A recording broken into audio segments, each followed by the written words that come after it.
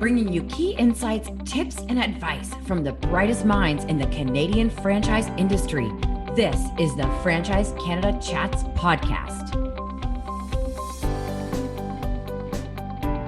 I'm Angela Coté, your host of the Franchise Canada Chats podcast, where we take you into the world of franchising. Our interviews are with franchisees, franchisors, and industry leaders who give on-the-pulse expert advice and share their franchising insights and experiences. Angela Coté here, and today's topic is support for women in franchising. I am so excited to bring you three rockstar female franchisees from three very successful franchise brands. So today we have Shauna Browne, a MOLLY MAID franchisee who has locations in Langley and East Surrey, British Columbia. We have Angela Rollins, who is a multi-unit Great Clips franchisee in the Vancouver area. And she operates Great Clips salons in BC and Alberta and working towards opening in Saskatchewan as a master franchisee, which we'll probably get to. And we've got Dr. Mahsa Shekari from Pearle Vision. She's got 2 locations in Toronto. Just for context, my passion is helping franchisors and franchisees optimize performance and profitability. And this passion comes from my upbringing with the family business, M&M Food Market. My dad is the founder, and we grew over the years to almost 500 locations. I was involved in many different roles in the company as a multi-unit franchisee for 18 years. I have to say that when I started my advising business about 6 years ago for franchisors, one of the first things I did was join the CFA. As my dad had always raved about, all the great education, the connections, and the support that we get from the CFA. So I'm super honored to get to be involved in providing that education out to our prospective listeners today. And so we will get rolling. Everybody ready to go? Ready to go. You bet. Awesome. Well, I'm excited to dig into your stories, as you all have a unique experience that led you into franchising when I learned about your backgrounds.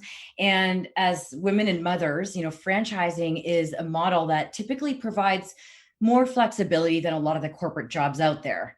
Not to say it's easier, but it provides that flexibility. So we'll get into that a little bit. Shauna, I'm going to start with you. From what I understand, I know I'm shortening this because there's everything from you were in pageants, which is so cool, to your schooling that you did, but ultimately landed in running your parents' MOLLY MAID franchise, if I understand correctly, and then you eventually bought it as a single mother. I'm just curious, was this because it gave you that flexibility to do what you needed to do as a single parent, while attaining an income for the family? Or what made you think, I'm going to buy this and make this my thing? Yeah, absolutely. So back in 1988, my parents bought the franchise. I was still in high school at the time. So going through high school and post-secondary, I went off to do my own thing. But then they asked if I would come run their office. So I ran their office as the office manager for just over 9 years. I knew then that I wanted to be part of the MOLLY MAID family. It was a franchise that, exactly like you said, I knew I could be successful, but also family being number one to me. I could still be there for my kids, as that was certainly most important. I mean, I started off my career having to be a single mom, but eventually have met my husband and we run the business together. So, but it is a franchise that you can definitely do both and be successful at both. That's fantastic. And I think there's a couple of really good nuggets in there. The 2 things that are really standing out. One is that a lot of our listeners are prospective franchisees, people thinking of becoming a franchisee. And it's great for people to hear that it can provide that flexibility. You're confirming that. And then also the family, like that, you got into this, it was your family business, really. It was your parents. And then you got involved, and now your husband is involved with you as well. And that's the really cool thing about franchising. So yeah, very cool. I'm going to move on to Angela and come back to you, Shauna, in a bit, because we have lots more to work through. So Angela, you have an interesting story. You became a franchisee at 25 years old, which I actually did as well. So I can relate to that. And I remember the challenges of that as well. I'm curious what led you into franchising at 25. And I'm curious if you were looking to get into a franchise, or like, how did that come about? Because it is a young age, and it's a doable thing, but people don't always think to do it. You know, it's actually definitely a doable thing, because my story actually came out of adversity of being in a really bad car accident when I was 19. And I always knew I wanted to get into business, be an entrepreneur. Didn't necessarily know it would end up in the franchise world, but in trying to figure out what I was going to be able to do post car accident, I ended up working a part-time job, and it evolved very quickly into a franchise opportunity. And again, for very different reasons than parenting, which are now my reasons, it served my purpose of flexibility with severe injuries. So I was able to open that and get started that way. And being young, it just provided me with that extra support and structure and resources that, you know, passion and motivation will take you somewhere, but I still lacked the experience. So it was a really great opportunity to know I had that support. Yeah, that is so awesome. And yeah, that's the whole idea, right? You have that support. It's like you're entering into a family. And, you know, that's the thing about being young. A lot of, a lot of younger people don't realize, they, like, exactly like you, they want to be a business owner, but they don't realize how to do it. And that's what the current TikTok videos that the CFA is putting out there to, TikTok being a more younger generation listening. And it's like, you can be a business owner too. So you did that. That's awesome. And I'm going to ask you, just because a lot of people listening are probably wondering this. I know people that are thinking of becoming franchisees. How did you end up choosing Great Clips? How did you know what brand to choose? Actually, I caught a little insider scoop, because I ended up actually working for them corporately as sort of a territory manager, just to oversee, if we're talking McDonald's language, to make sure they're not selling a Whopper, and dealing with Western Canada salons. So when I went and had my children very close together, I have a shift worker husband, and knew I wasn't going to be able to be living in hotel rooms all the time. So I actually left Great Clips corporate, didn't know what I was going to do. And an existing franchisee who I met through that relationship called me and said, "What are you going to do now?" And I said, "I have no idea." And he said, "Do you want to partner up?" And so there I went when we bought our first one together with my pregnancy bag, actually over to the island where you are, 10 days, 12 days out from giving birth, to take over the first one. So it just sort of fell into my lap, but like I said, I had insider scoop to know that it's a very, family oriented company. The support was there. The people were amazing. So I felt very fortunate to know what I was getting myself into. Yeah, that's awesome. And I love that you also, the partnering up with people. That's another thing. A lot of people think, well, I don't have that amount of money or that income. And it's like, well, who do you know that might want to join you in this mission, or that might want to support you and back you? We often, when I'm working with franchisors and they're trying to, they see this person that would be a great franchisee that doesn't have the capital. It's like, do you have any family members that might want to invest in you? There's so many ways you can do it and get creative. So that's what you did with this business partner, it sounds like. Precisely. Yeah. The relationship was there, and, it was a door that opened for me, and I couldn't resist it, and jumped right in head first. Yeah. And then the other piece of like how you chose it off, I do hear that too a lot, that, people worked in the company. I mean, that's exactly how I did. Mm-hmm. I mean, yes, it was the family business, but that's the path I took, because you totally, the culture, and that you're a fit. So that's funny. We have a little bit of a story there. We do. It's not just the name.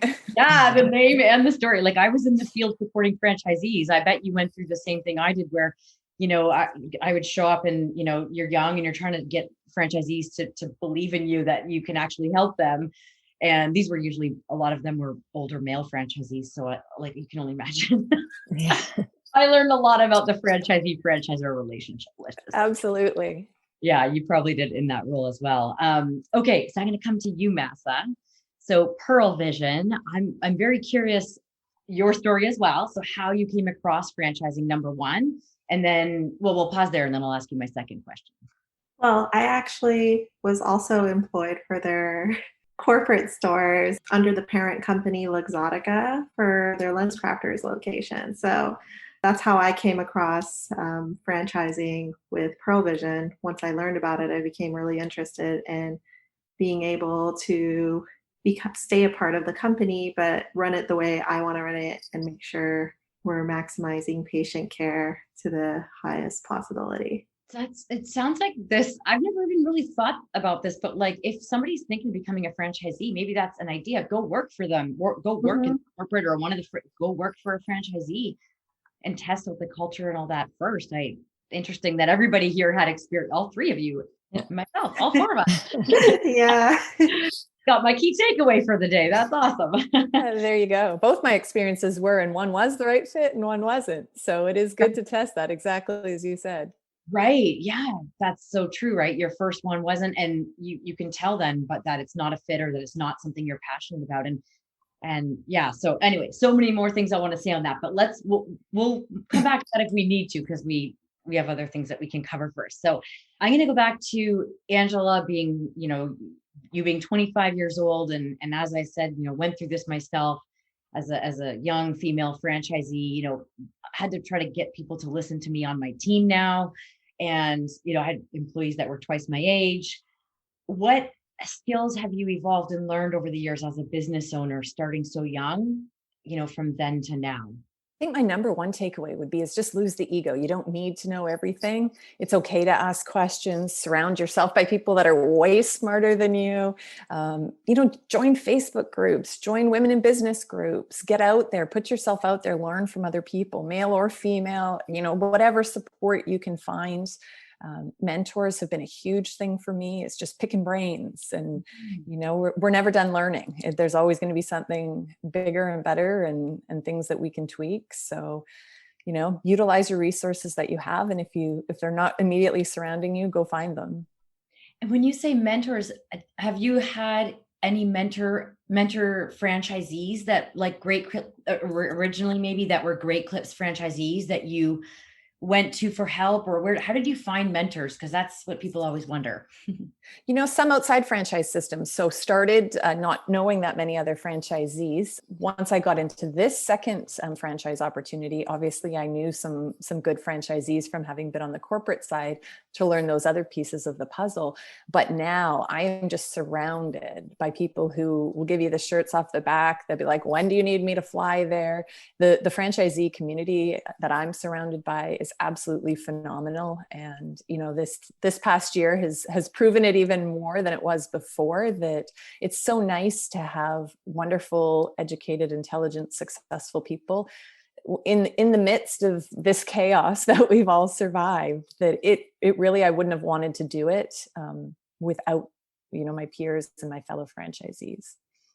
Yeah, I can't imagine, for a lot of the small business owners out there that are independent, and a lot of them didn't survive, and franchises, most of them did. I think almost all of them, like it, because you have that support and that family. So that's awesome. Collaboration in a franchise. If anybody's listening to this and going like, how do I know? I think one of the things is go find out how much collaboration is there. Does the franchisor try to foster that? Because you've got all these small business owners running the same business, right? And you were able to tap into that. So that sounds really good. And if you have an interest, a prospective franchise system that you're interested in, get some names and phone numbers, call those franchisees. We certainly do that. I field calls, I wouldn't say on a regular basis, but I certainly field calls from people who are interested in the Great Clips model. And, they're doing their due diligence, checking things out, and kudos to them. Yeah, that's the best way to know for sure, right? Is get in there and ask the questions of what it's like, what kind of collaboration, how supported do you feel? So yeah, those are great tips. Okay, Shauna, I'm going to come back to you. It's I from what I see, it's not uncommon in franchising for people to partner up with parents, or I see semi-retired parents that invest in a franchise with that intention of selling, to their adult children. So I'm curious what your experience has been like initially operating your Molly Maid franchise alongside your mom, if I understand correctly. She still had, her and my dad had purchased the Langley, and they grew it to Langley, Surrey East, and then eventually Abbotsford. And then when I purchased it, she even purchased another franchise territory. So my mom still has her franchise, and I have mine. I'm hoping that she gets to sell her business soon and retire and enjoy that. But, I thought that, having the franchise together, we were able to, she has so much knowledge and experience that I was able to always have her as a reference. And, you can talk to somebody about having a business, but when they have firsthand experience in that business, in that franchise, it's such a huge support. And like Angela was saying, surround yourself with those people, those mentors, those people with the experience. That's what's going to help you grow and be successful.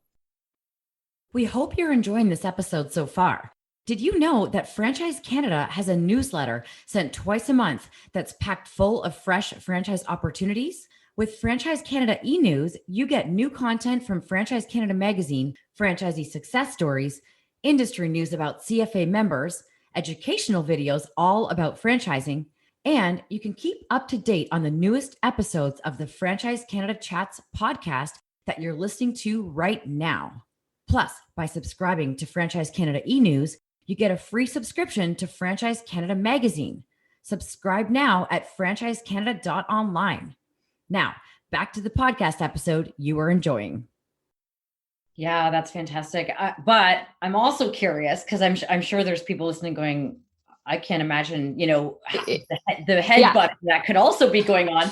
Mother-daughter. Can you talk about that a little bit? Do you guys have a way that you deal with when you don't agree, or have you just been lucky and you always agree? Like, what about the challenges? Yeah, for sure. So as I said, I worked 9 years in the office alongside with my mom before I purchased part of the franchise. So during that time, of course, there's going to be a little up and down. So our one rule was we had Sunday family dinners every week. When Sunday family dinner comes, we don't discuss the business at all. So business was business and personal was personal time. Of course, I'm not going to say we never mixed with personal, because there was times where, my young children couldn't go to daycare because they were maybe sick. And so they were in the office, and, we had a little bed actually in the office for them to come to the office. So yeah, I think way we worked through it was one, trying to do things separate outside of the business with still a personal relationship where you don't discuss the business. But I also think it's such a benefit knowing that I could fully trust her. She knows my moods, my strengths, my weaknesses. So we built on that rather than using it as negative. We used it as a strength. So yeah, there was definitely some challenges. If I wanted to do something different, I didn't want her to take offense to that her system wasn't better, but I just kind of took what she had and built on it. And I think we did well, but definitely it was time after 9 years where I said, okay, if I'm going to keep at this, I want to have my own franchise and grow it rather than keep working under her. Right. And so are you working side by side, or are those both your own? I'm not. Yes, that's okay. So I own franchise Langley Surrey East, and she has Abbotsford Mission Chilliwack. So we have our own businesses, but it's all under the MOLLY MAID franchise. She, my mom she was a young teenage mom. She went from not having any post education to now growing and being a successful business person. And I just think she was such a role model and an inspiration. So I think, anybody can do it. Any woman out there, just put the fears behind you. And I just go back to what Angela said, build yourself with strong people around you and you can do it. That's awesome. That's so inspiring. I love it. You can do it. And with the people, you've got your tribe around you, make that happen. So that's super cool. Yeah. All right, Mahsa, over to you. So you purchased your first Pearle Vision location from a previous owner. Correct. And so for our listeners, they may not know, this is one way that you can get into franchising. So if, you can purchase an existing business where you can see the track record, which makes it kind of a little bit less risky. But then you can, of course, or you can open a new location. So I guess with your first business, did you realize that was a benefit, that you could purchase a business that had a track record? Tell us a little bit about that. So one of the benefits of purchasing an existing business, like you said, is the track record and established patients or clientele base. So you don't have to build that. You already have incoming cash flow coming on that end. So it gives you a little bit of peace of mind, but it also comes with its own challenges, employees that you may personally not have hired yourself, or changing the culture within that specific location. That always is a challenge as well, especially if it doesn't fully align with what you anticipated it would be. So those are some of the challenges that we faced initially when we purchased our location. And when I say we, my husband got very involved in it as well.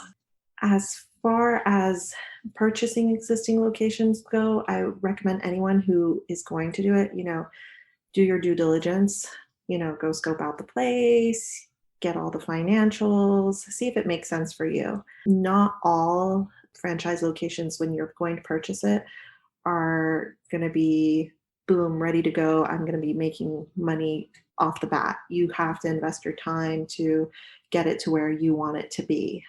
Yeah, that's good. And just staying on the taking over the existing ones.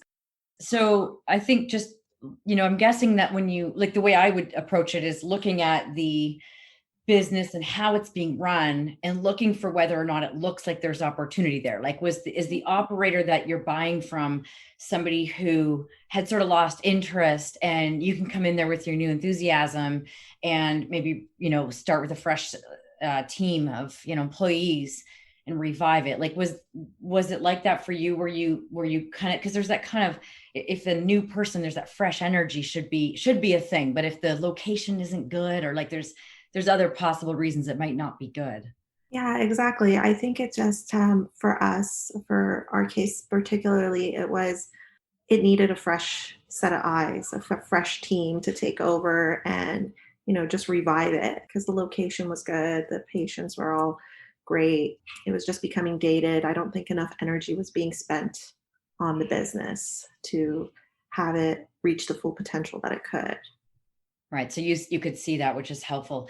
And and again, for the listeners that, usually you don't get to see numbers, even though a franchise system, I mean, I shouldn't say that. The franchise disclosure document may or may not give you some financial, representation. So of more usually the average, locations and things like that. But in this case, you're getting to see the actual locations numbers. How do you feel like it was different? Because you opened a second location on your own in the middle of the pandemic too. So Yeah. speak a little bit to what that was like. Was it harder, easier, or what did you like about it or not like about it? Aside from the pandemic, which was a complete surprise, it got us out of left field. But aside from that, we got to create something fresh from the get-go, and everything was exactly the way we wanted it to be. Employees, just the store location, design, everything. We were very involved in that, and there were no surprises as far as that goes for us. I guess on the flip side, the challenge of it was you don't have the established cash flow coming in from a business that's already been there. So everything's from scratch, brand new. You have to establish your clientele, your patients, whatnot, and build yourself from the ground up. The name definitely helps. It does draw people that are brand conscious, and they recognize that brand as a good brand. We should go here. But that's the other challenging part. You have to be willing to invest the time to wait for the business to grow, rather than you already have a base there and you can grow it to where you want it to be. You're bringing up a really important point. All three brands here that you guys are with are established brands that people know. And M&M was like that. And so when we opened, when I opened my store, it was the 300th store in the chain. People were ready for it. They knew the brand. So that's very lucky. But you're right. Like, you got to be careful that you don't bank on that. And when I was, again, back in the field helping franchisees get open, they thought that because it was a franchise, boom, you're going to be, profitable right away. So Mm-hmm. I'm seeing lots of smiling and nodding here. That's what you're talking about, it sounds like. Mm-hmm. Yes. And what are a couple things that you did and maybe still do, or probably will do even in 5 years, to get people in the door besides just spending money on advertising? Well, for us, it's just the experience that people have with us. And that word of mouth is what helped us grow the existing location that we purchased and now our new location. I think the experience that we give them is more personalized than what they would experience perhaps at a corporate location. And that's what keeps people coming back to us. Yeah. So a lot of repeat business because you're Mhm. taking care of them. So get them in the door. Maybe you're spending money to get some advertising out there to get people in the Mhm. door, and then you're making sure you take care of them. Yeah. I'm just trying to help kind of lay out, because people wonder, how am I going to get customers? And. Yeah, and then they tell their friends and family, and we've had so many like coworkers come of patients like they recommended you guys. They had such a good experience here, so we've had a lot of business occur because of that as well. Awesome. All right, we're going to keep rolling. Angela, it seems common at Great Clips for people to have more than one location. Now, everybody here is a multi-unit franchisee, but at Great Clips, it's especially common. And so you currently have 13 locations, which is amazing, by the way. Everyone's jaw drops. Yeah, it's a lot. And when you have that many locations, you're building a bit like a business with a team to support them and all that. And your goal is to expand to 40 salons in your portfolio. And, I know franchisors love this because they know you, when you ask for another territory or anything like that, they already know you and they vetted you and you guys are a fit. I'm curious, how has the Great Clips brand supported you during this expansion, like to expand? You can answer that however you want. If you need a little guidance, like, do they help with site selection, or do they continue to train, or do they get involved with the opening? So kind of help us understand. For sure. And for the listeners who haven't got one yet, don't be scared off. We all started with one. So you don't have to come out of the gates. It takes time. So yes, they've been very supportive. There is a real estate department that will help you source locations, find great locations, bring them to you. We also look for our own. So we're proactive, but they're also supportive in that. They have operations people that will help you and work through our examples with us and look at the different salons and offer advice and encouragement and different ways of doing things. So there is that at every turn support to grow. Not all of us are multi-unit. There are many of us who are or have the desire to be, but there's also owner operators. So hairdressers who've decided they want their own business. And like when I started with my other brand, the support and structure to give you the courage and the ability to do that. So the support is there for sure. Yeah. So that's really helped you with that growth. And the 40 locations, is there a reason for that number? No, I could go higher. There is a fellow franchisee who is sort of a mentor to me and a hero. And I think she's at 83 now. And I told her, you got to slow down or I'll never catch you. So, I use other people's successes as a motivator for me too, and a driver. So it's a first milestone, perhaps. Nice. I don't know that it's necessarily an ultimate goal. Yeah, Angela is taking over. That's awesome. And what I've kind of seen is that, once you get to about 3 locations and you're not working in the business, you've got managers in place. It's not as big of a deal to add on. It's going from 0 to 1, 1 to 2, and then we've done this before. Would you say it's kind of like that? Yeah, from an understanding standpoint, and go, okay, another grand opening. I know how to do this. I've got, my feet beneath me and the wings are open. But for me, all of our locations were very spread out initially. So it was really hard to get that next layer. So it wasn't until we had about 8 or 9 where I really found that we were in a position to hire the general manager to offset my daily stuff. My business partner has other companies that he spends his day-to-day with. So I'm the go-to for the operations side of things. So it was hard, being a mom of 2 little ones and building at a steady pace and not having any within a flight or a drive. So I was either hopping on a ferry or getting on a plane and not being able to build that next layer. So the relationship component for me was probably the greatest challenge, really being able to build that trust and that rapport and that respect with the employee pool. We had to get really creative about how we could establish that and have that there. So it was probably about 8 for me before it really got a whole lot easier. Okay. And when you say we had to get creative, can you just give an example what you mean? Like, I know that this is even just whether they're a franchisee or not, small business owners, a big challenge is how do I get out of working in my business so that I can work on it or have more freedom and flexibility than I have right now? So how did you, especially not being in the same territory as people, how did you do that? I think it was a blessing and a curse, because what it allowed me to do was, also being that I am a hairdresser too, it allowed me to think big picture. I couldn't go and rescue them when they were short staffed and hop in and cut hair. I had to focus on recruiting. I had to focus on, retention and making sure that they were satisfied and we weren't losing people. So, as much as it was difficult, it also had its bonuses that I could remember my role. And I think that sometimes we get caught up in that nitty-gritty day to day, that we forget the big picture resolutions that being the business mind and the visionary is. Now, I know for someone like Mahsa, she is the be all end all. Our situation is a bit different. Yeah. Do you want to speak to that, Mahsa?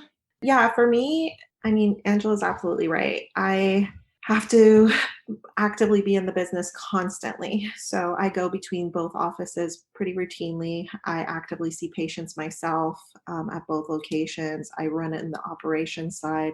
I train the staff and hire the staff. So I'm very hands-on regularly on the business. And because a lot of it requires myself as professional side of it involved, I don't necessarily have the ability to rely on others to take on those roles for me. So that, I guess, is a part of the challenge, but I do enjoy it because I can have the office and the operations run the way I like it to run. When you, for example, work in the corporate side of things, you see the shortcomings and the pitfalls and what needs improvement. And within my locations, I'm able to make sure that doesn't happen, or we overcome those obstacles that perhaps a corporate location doesn't have the ability to have the oversight of, because of the volume of locations that they have and the volume of employees that they have, and the fact that they can't directly be involved in all aspects of the business.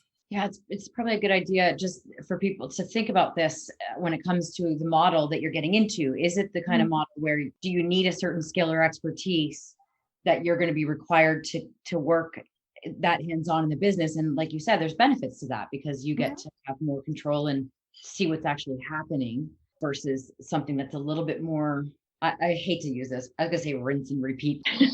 It's hard to let go of the control sometimes, though, and be like, to you people, whereas Mahsa gets that quality control. She's right there. So I am envious of that sometimes.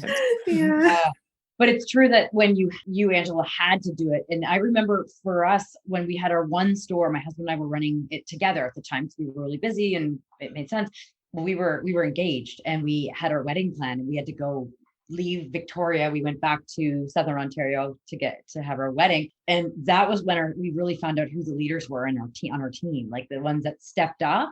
Yeah. We appointed somebody to be the leader, and that person wasn't actually the best leader. She turned out to be a little too emotional. Well, I'm sure Shauna can relate to this too, because every time, you lose someone or they call in sick or whatever, you can't run out and clean the house with littles kicking around, right? Yeah, no, absolutely. And I think as you're talking kind of expanding franchises, to me, it's expanding teams. So when I bought the franchise, there were 6 teams. And so it was just me running the 6 teams. But, now we're just putting on our 11th team. And I realized, I think at 7 teams that I needed help. I could no longer do it all myself. So I hired a supervisor. At 10 teams, we hired a second supervisor. So it is hard giving up some of the responsibility, but I think in order for me to give 100% of myself, I need to give up some of myself. And then that makes me a better person. So I definitely know it is hard giving up some of the responsibility, but it's makes the business grow. I think it's the only way to grow your business. Yeah. And then Mahsa, for you, the responsibility you're giving up is just different. Like you're giving, probably if there's something that, if you had to delegate something, it would be more maybe some of the business side of things. So I think there's ways you can do it, right? You figure out where your superpowers, I always talk about superpowers, where are you best utilized in the business? Shauna, just going back to, so, there was a brief period in the past where you were a single mom before you met your now husband and 2 children, and you were, speaking of superpowers, you were active in the workforce.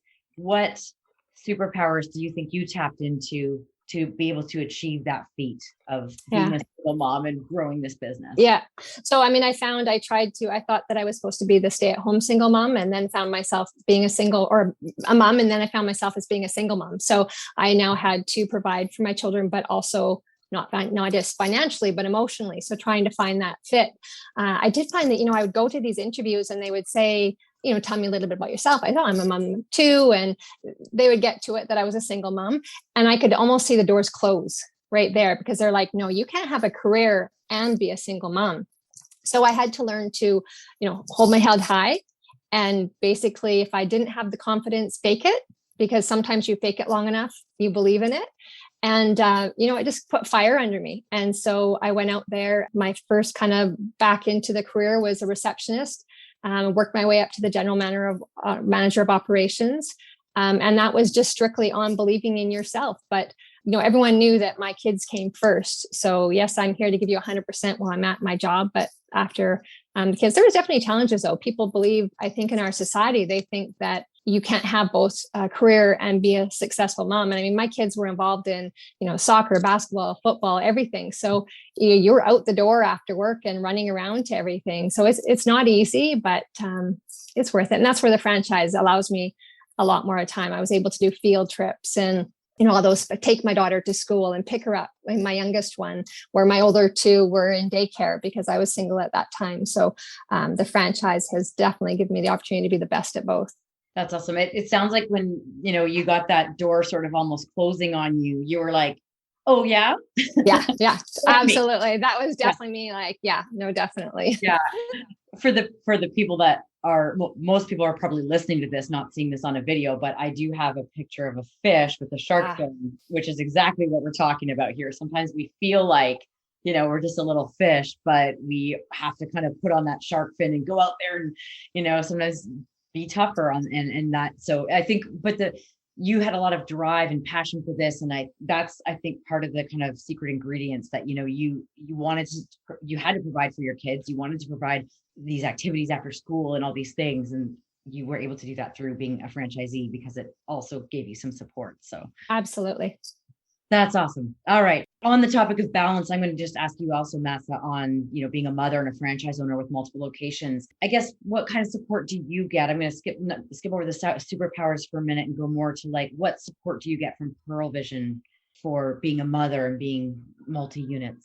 Well, I think flexibility is the biggest thing. I'm sure that's the reason for all of us why we got into it, is the flexibility. But additionally, they always provide ongoing support and training for all my staff. So that's one thing that I can sit back and don't always have to hover over them. Now, when it comes to the medical points of it, I do get involved in that portion as well.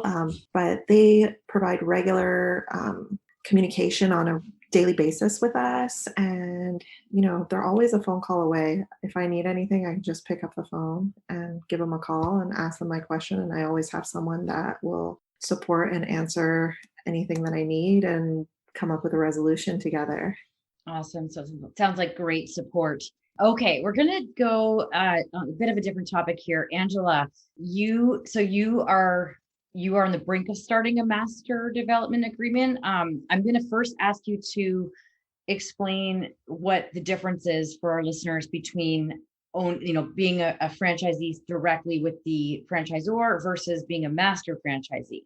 It's quite simple. So for example, in Vancouver and Calgary, where we have our the majority of our other locations in the Alberta market, we're amongst locations with other franchisees, whereas our Saskatoon one has been plotted for 9 to 10 locations, all of which we'll be responsible for. So as opportunities become available, they will be ours. So in an area with a condensed market share, and we're not having to share that territory and look at different, is it your turn? Is it my turn? Who's on the list first? And working together. So, you're planning for the market for us, be it haircut sales or whatever.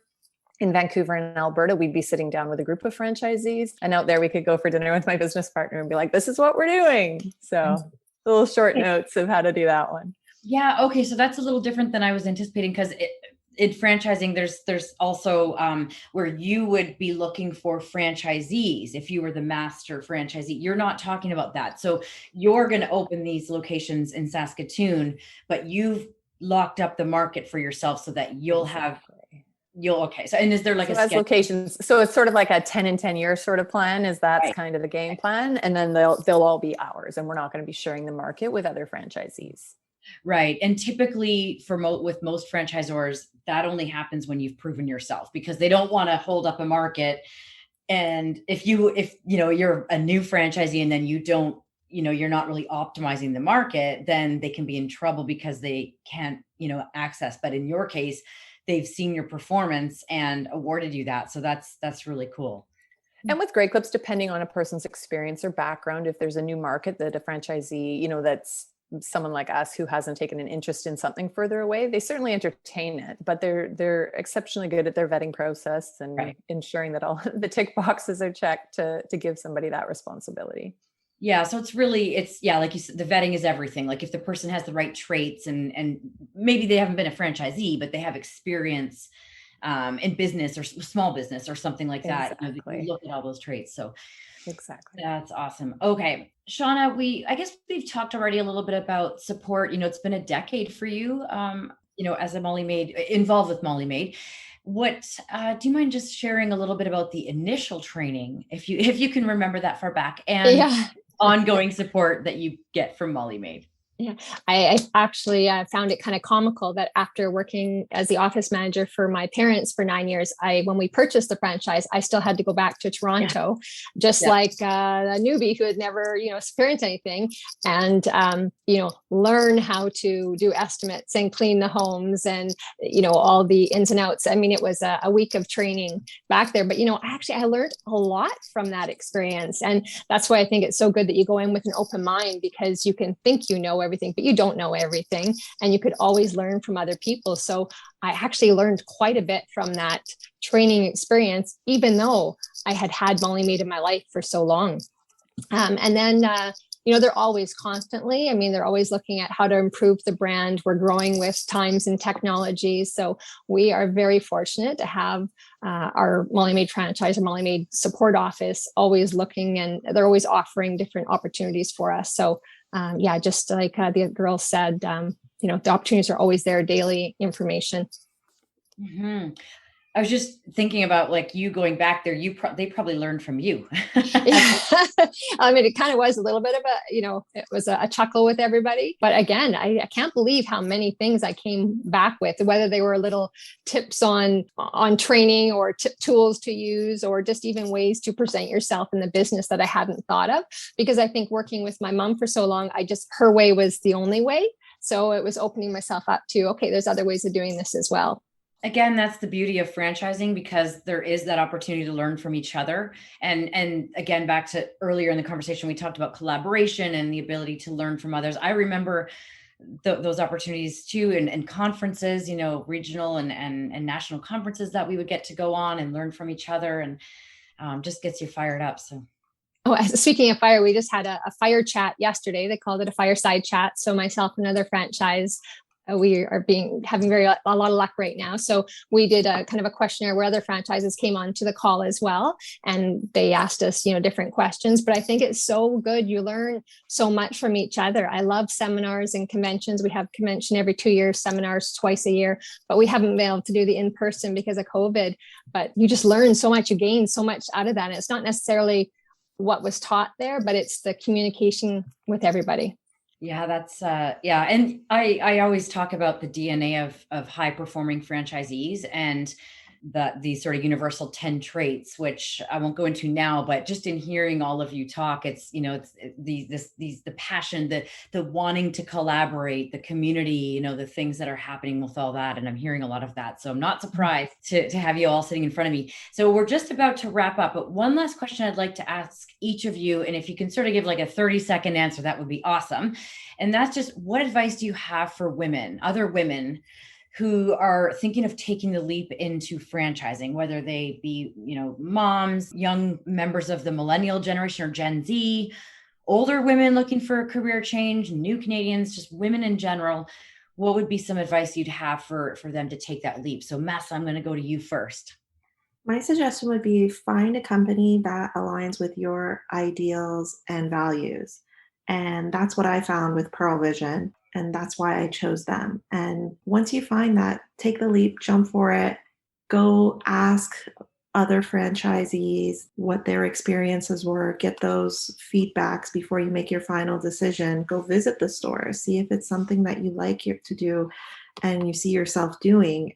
And I think it provides the most flexibility for women, especially to be franchise owners rather than having the corporate jobs. So my advice is it's risky, it sounds scary, but there's a great team of women online here that are there to support you, to seek their advice and answer your questions. That's awesome. And it's interesting because men, a lot of times their first question is, how much money can I make? What are the numbers? And women, yes, we also want to know that because we understand that that's important and we need money and income. But I think women, we think more about I think we have strong gut instincts that we're able to trust. So I think, like, that alignment piece is really, really important. All right. I'm going to go to Shauna and then Angela on this question. So what advice do you have? It's funny, quickly, you said, I believe women's intuition is a real thing. And I think we need to follow that a lot more. But someone thinking of a business, a franchise is the way to go. I think you start on step 5 out of 10 when doing a business, when you start with a franchise. So part of it's kind of already set up for you. My advice to women is that when you're starting a business, mindset matters. 100% is a mindset. Don't let fear stop you. Be positive, even if I said before, even if you have to fake it a little bit, be positive and, listen to others, be open to others' ideas. And, if you balance what you believe in and make smart decisions based on the kind of risks you're willing to take, nothing can stop you. I'm a proud owner of the #1 growing MOLLY MAID franchise in Canada. And I'm really proud that I can be a positive example of what women can do in our business. That's awesome. I think we missed that. Did you just say #1 top growing franchise? Yeah. Congratulations. Yeah. Somehow that one went over my head. I heard the pageants, but you're in pageants. I was fixated on the pageants, but that is awesome. Congratulations. I can see why. I can tell. Okay. Last one is Angela, last but not least. What is your sort of 30-second-ish advice for women thinking of taking the leap into franchising? Thanks. Yeah, I absolutely agree. Don't let fear stop you. Push through the hurdles and the obstacles. If it were easy, everybody would do it. It's not always easy, but keep driving. Utilize all your resources. There's government grants out there. There's loans. There's the BDC, women's entrepreneurial funds. Really, really exhaust all your resources before you take no for an answer. So stick with it. Really assess your strengths. Do you like people? Are you in the customer service world? Are you better behind a desk? Really be honest with yourself. And whatever you do is surround yourself by like-minded people who are supportive of you and that are going to push you to be your very best. Awesome. I am just so energized by you three. Can we keep going? I'm just kidding because we have to wrap up. But thank you so much, all of you, for taking the time today to be here to inspire other women and maybe men as well to get into franchising and, take control of what they're doing and have this kind of successful outcome. So thank you all for joining, and we'll wrap it up here. Thanks for listening. For more franchising resources, including how-to articles, expert advice, franchisee success stories, and franchise opportunities, visit franchisecanada.online. Don't forget to subscribe to Franchise Canada e-news while you're there. You can also learn more about franchising at cfa.ca and connect with specific franchise opportunities at lookforafranchise.ca. Now go be awesome.